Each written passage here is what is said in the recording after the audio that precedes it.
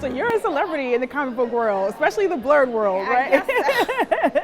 Now, are you the only Black comic female shop owner in the country? On the East Coast. On the East Coast, okay. Yes, I do know that there was a Black woman who owned a shop in California. Okay. I haven't heard like anything about her shop in a while. I know some transitions were happening, so I'm not really sure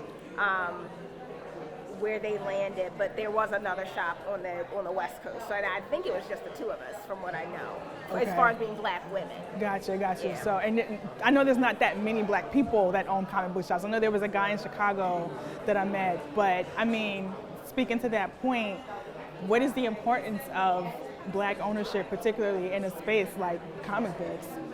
Well, I mean, I just think Black ownership is important in general. I mean, to have control over something, you get to choose what's on the shelf, you know, what you're reordering, whatnot. And I think for Black people, we often exist in spaces where we are trying to appeal to the owners as opposed to being the owner. So I think ownership just in general is important.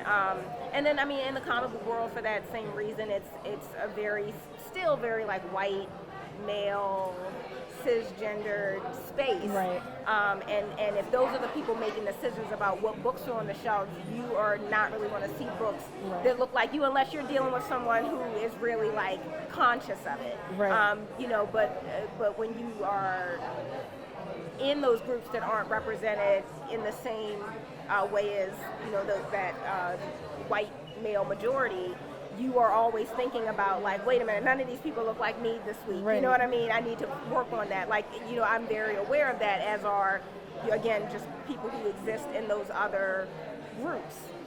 So again, just kind of ownership means that the kind of basis for what is the norm changes, because who owns it has changed, or is changing, or is more mixed and not so homogenous. Right. Okay, and so we obviously know that Philly is close to New York. It is. So you're not like totally out of your way, but I mean, you're busy, you have a lot to do. So what brought you out to Women of Comics today? What was it about this convention that made you show up? Oh, well, I mean, Regine was one of the first you know, people in the comic book world to reach out to me once she heard about the shop, because before me opening the shop, I didn't know about Women in Comics and definitely this convention. So I've actually been here a number of years, though this is the first year that we've vended. I was also on a panel at last year's convention in Brooklyn. But yeah, it's always important for me to support, again, people that look like me. It's like just the same reason that I feel Amalgam is important, this con is important. And so, you know, you kind of have to, you can't just talk about it, you got to be about it. And so if I'm asking people to support me, I do my best to support others, you know, when I can, even if it, you know, takes me out of the way a little bit. I really don't do cons.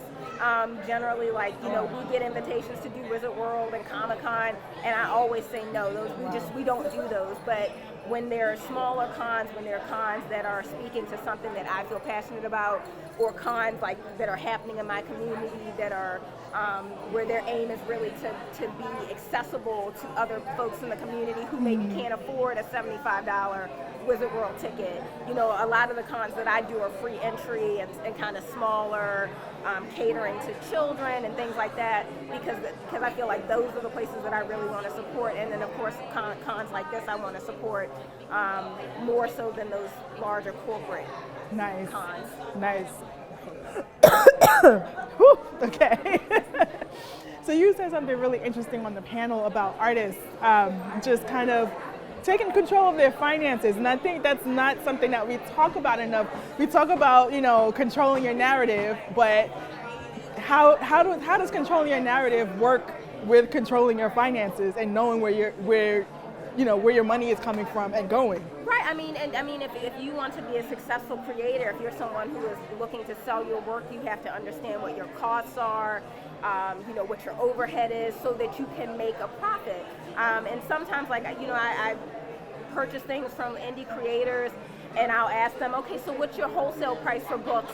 And they're like, I don't have a wholesale price. I gotta, let me, or they'll just throw a number out there, and I'm always like, well, make sure you understand your cost. Like, what do you need to first cover the cost of creating the book, and so that you have an understanding of kind of what your target is to make, right? And then give me the price. You know what I mean? Right. And the thing is, it's like generally in book sales, and I always tell people, generally the split is 50-50. So if a book retails for 10, generally the wholesale cost is 5. But I also understand with like a smaller, publisher or somebody who's doing it on their own, that cost might look a little different. So it's like, so just make sure you understand your cost before you give me something that kind of throws you under the bus. You know what I mean? You have to really understand that and think about that. And I think people just get excited of, I want to sell my work. Right. But the price points are important. Right. And it's not, it's not being greedy or money hungry, but that's reality. It's like, we live in a world where everybody charges for everything and they want their money. And so, people will take advantage of you too. Yeah, and so you need to understand and make sure you're getting your money so you can pay the people that you work with and keep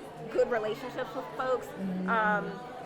And also just so people don't take advantage. So if you've done no research and you don't really know generally what the split is, or what vending fees should be, or what if someone's taking a percentage of book sales, what is that number? Somebody could tell you anything and you just say okay because you didn't know. So you really need to do some footwork.